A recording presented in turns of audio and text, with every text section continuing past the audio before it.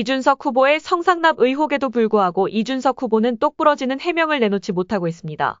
뉴스타파는 이준석 후보의 검증 차원에서 성상납 의혹 사건을 다뤘는데요. 이렇게 큰 뉴스를 다른 언론사들이 다루지 않는다는 것이 너무 이상하다고 생각합니다.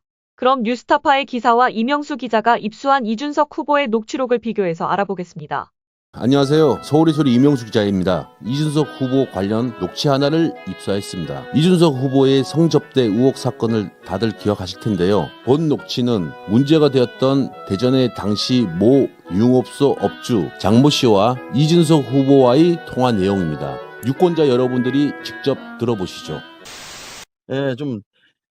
인간적으로 하다못해 진짜 농담 아니라 제가 술값이나 그 배나사 모임 선물 세트나 이런 거는 제가 받아야 될 거 아니겠어요, 솔직히. 대화 내용 중 배나사 모임이 등장합니다. 배나사 모임 선물 세트나 이런 거는 제가 받아야 될 거 아니겠어요, 솔직히.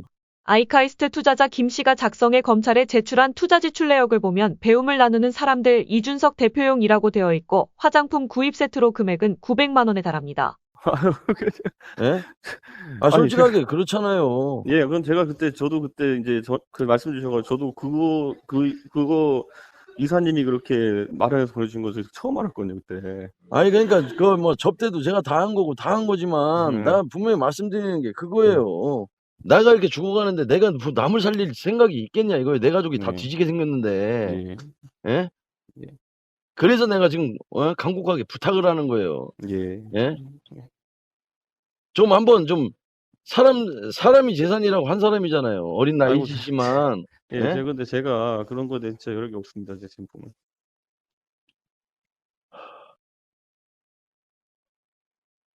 말이 나와도 괜찮으신 거예요, 그러면?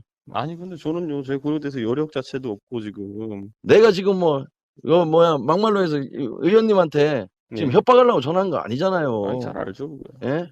난 진짜 살려달라고, 나 진짜 예. 내가 이거 놓기가 싫으니까 미리 예, 얘기하는 거지. 예. 막말로 해서 나쁜 맘 먹고 족같은 짓거리 하고 하면은 내가 예. 지금 전화도 안 해요. 차라리 기다렸다 나중에 어디다 팔아먹던지 정보 팔아먹던지 뭐 이렇게 해가지고 흠집이라도 낼 수 있는 그런 네거티브 하는 새끼들한테 얘기할 수도 있겠지만 나는 그런 일절 안 한단 말이에요. 녹취록의 내용과 검찰에 제출된 내역이 일치하는 것으로 보아 뉴스타파의 보도의 정확성을 충분히 증빙할 수 있다고 봅니다. 다음은 뉴스타파 기사의 일부를 발췌한 것입니다. 검찰은 왜 상납 장부 수사를 하지 않았을까? 당시 수사 검사에게 물어봤다. 그는 상납 장부를 봤지만 별도의 수사보고서를 만들거나 하지 않은 걸로 기억한다고 말했다. 당시 대전지검장에게도 장부 관련 보고를 받았냐고 물어봤다. 보고를 받은 기억이 없다는 답변이 돌아왔다. 거물급 인사들이 등장한 15억 원대 상납 장부를 상부에 보고하지 않고 덮었단 것이다. 혹시 상납 장부 신뢰도에 문제가 있었던 것은 아닐까? 검찰 수사 기록에는 김성진이 이명박 전 대통령을 만나 사진을 찍고 대통령께서 방금 두꺼비 선물을 대만족하셨습니다라며 김 씨에게 문자 메시지를 보낸 사실이 담겨 있다.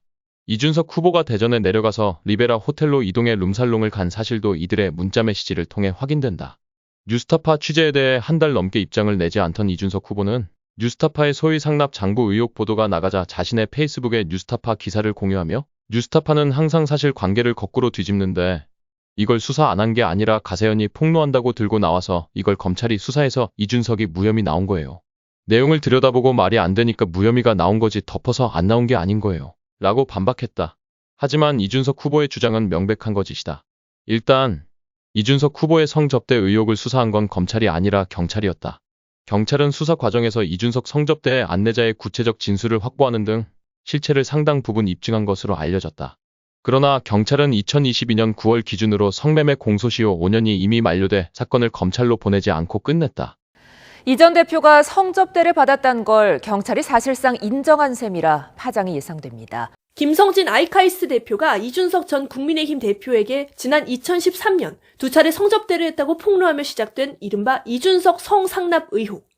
1년간 수사를 이어오던 경찰은 지난달 말 이 전 대표의 성매매 처벌법 위반 혐의는 공소시효가 지나서 처벌이 어렵다며 성접대 여부에 대해 직접적인 판단을 미뤘습니다.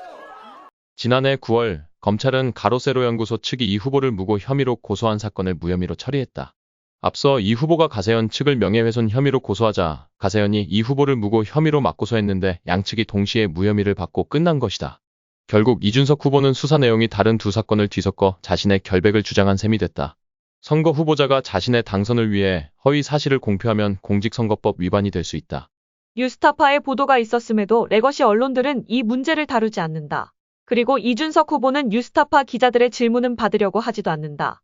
기자의 질문을 피하는 후보자. 수사 내용이 다른 두 사건을 뒤섞어 진실을 묻어버리고 교묘한 말솜씨로 문제를 해결하려는 후보자. 그리고 침묵하는 레거시 언론. 여러분은 이런 후보자에 대하여 어떻게 생각하시나요?